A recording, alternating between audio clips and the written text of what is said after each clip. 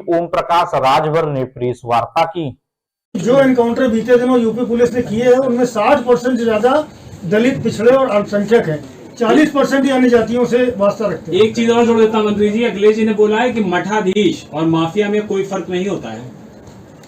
देखिए, अगर हम सुल्तानपुर घटना की बात करें तो हमारा सवाल अखिलेश जी से कि क्या मंगेश सुल्तानपुर की घटना में इन्वॉल्व है कि नहीं, पहला सवाल। दूसरा सवाल, जो वो आरोप लगा रहे हैं उनकी सरकार में, मैं मुकेश राजभर आजमगढ़ का रहने वाला, जब उनकी सरकार थी तो उसका इनकाउंटर हुआ। मैंने जब उनसे कहा कि ये इनकाउंटर फर्जी है तो मैं खुद उनसे मिला था, उस समय सीएम थे, मैं आके उस घटना को लेके हम एक टीम मिले थे। मिलने के बाद उनसे जब मैंने कहा, उन्होंने कहा कि नहीं, हमारी जो पुलिस टीम है उन्होंने जांच की है, जांच में पाया गया कि वो अपराधी है और 25,000 का इनामी था, इस नाते उसका इनकाउंटर हुआ। राजभर मारा जाएगा, मुसलमान मारा जाएगा, ब्राह्मण मारा जाएगा, राजपूत मारा जाएगा, तो उस पर तो इनकी जबान नहीं खुलेगी। लेकिन आज ये जातिवाद करने के लिए ये यादव पर तो बहुत बोल रहे हैं, लेकिन जब 67 मुसलमान मारा गया इनकाउंटर में अपराधी, तो उस पर ये क्यों नहीं बोल रहे हैं? 20 ब्राह्मण मारा गया तो क्यों नहीं बोल रहे हैं? 18 राजपूत मारा गया तो क्यों नहीं बोल रहे हैं? जाट मारा गया, जाट की संख्या अभी लोगों के समाचार पत्रों में छपी, मैंने देखा है कि जब जाट और गुर्जर 17 मारे गए तब इनकी जबान नहीं खुली, दलित 14 मारे गए तो इनकी जबान नहीं खुली, अनुसूचित जाति 3 मारे गए तब जबान नहीं खुली, अन्य जैसे लगता है ना कि अन्य में 42 लोग मारे गए तब इनकी जबान नहीं खुली। आज मुकेश यादव को लेकर के जो ये बहुत परेशान है, मंगेश यादव को लेकर के जो ये बहुत परेशान है, वो एक माफिया में बहुत फर्क नहीं आता उनको। अब उनकी नजर में हो सकता है मठाधीश साधु सन्यासी होता है और अपराधी होता है। अपराधी किसी की जान लेता है और वो लूट खसोट करता है, और मठाधीश मठ में बैठ करके भगवान की आराधना करता है और लोगों को आशीर्वाद देने का काम करता है।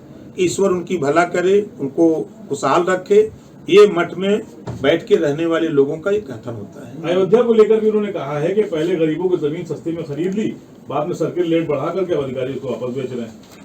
नहीं, अयोध्या की अगर चर्चा वो कर रहे हैं तो एक चर्चा ये क्यों नहीं करते कि अयोध्या में जो बलात्कार हुआ वो किस पार्टी ने किया?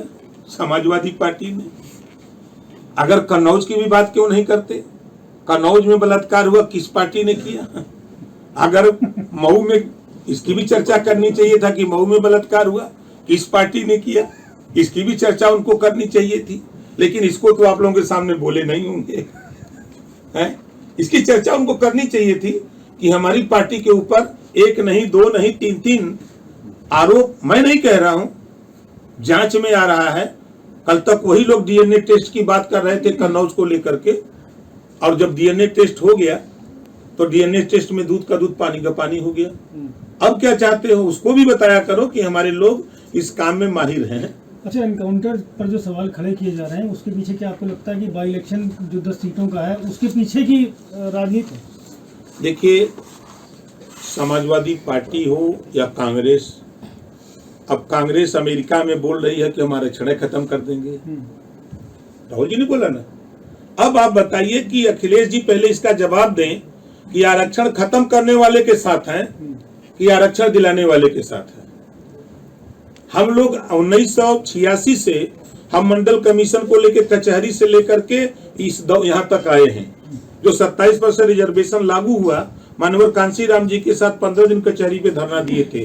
मंडल के मामले में इन्वॉल्व है कि नहीं, इसका जवाब क्यों नहीं देते? प्रेस कर रहे हैं तो उसको बताना चाहिए। लेकिन वो ये सवाल कर रहे हैं कि दूसरे जो आरोपी थे वो तो सरेंडर करा लिए गए आराम से, सेटिंग से, और मंगेश यादव जो जाति विशेष का था, यादव था, इसलिए उसको मार दिया गया। जब वो जानते थे कि वो लोग सरेंडर कर रहे हैं तो ये उसको जानते थे तो उसको सरेंडर करा देना चाहिए था ना। जब वो पुलिस के ऊपर फायरिंग कर रहा है तो पुलिस उसको फूलों की वर्षा करेगी, माला पहनाएगी, आधार कार्ड मांग के उसकी जाति पूछेगी कि अपनी रक्षा के लिए गोली चलाएगी।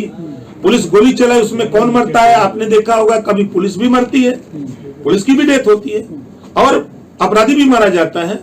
तो पुलिस अपने आत्मरक्षार्थ में गोली चलाई, मरा, तो उसमें अगर ये हाय तौबा मचा रहे हैं, तो हम तो बार बार कहते हैं कि जब ये मुसलमान मरता है, जाट मरता है, दलित मरता है, अति पिछड़ा मरता है, तो इनकी जबान नहीं खुलती है, क्यों ऐसा करते हैं? आज जो जातिवाद का जहर ये बोल रहे हैं कि जाति को मारा जा रहा है, उनकी जाति को दूसरी जाति को मार, जब अपराधी मारा जाता है तो ये क्यों नहीं बोल रहे हैं? क्या कारण है? लेकिन एक बात उन्होंने ये भी कही ना कि जब यहाँ पे पानी वाली घटना गोमती नगर में हुई तो उसमें 15 लोगों की लिस्ट सौंपी गई, लेकिन सिर्फ मुख्यमंत्री की तरफ से सिर्फ 2 नाम दिए गए, एक मुस्लिम का, यादव का।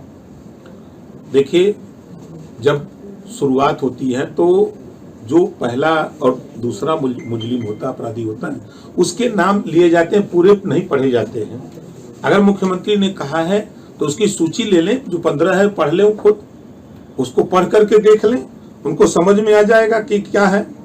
आज हम तो यही कहते हैं कि पहले से ही जातिवाद, अपराध और भ्रष्टाचार का पर्याय समाजवादी पार्टी अब कांग्रेस जैसी अलगाववादी तत्वों की राह पर चल रही है। आपने देखा होगा वो बटला हाउस एनकाउंटर, सोनिया जी ने रोया था। आज वही जो है उनके साथ रह करके रोने का हाय तौबा मचा रहे समाजवादी पार्टी। आप देख रहे हैं मऊ के गैंगस्टर की मौत पर फातिया पड़ने वाले सुल्तानपुर लुटेरों पर मातम मना रहे हैं। कि क्या तमाशा मचा रहे हैं लोग।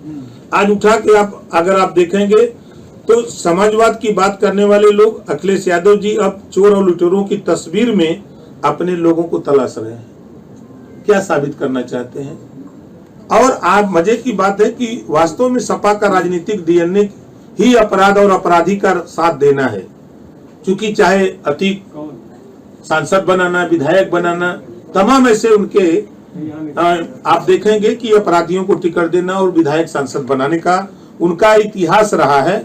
पहले से ही कहा जाता रहा है कि जितना बड़ा अपराधी उतना बड़ा समाजवादी। अपराध और अपराधी के जाति पाति, पंथ और मजहब को राजनीति के तराजू पर नहीं तौल। लखनऊ में राम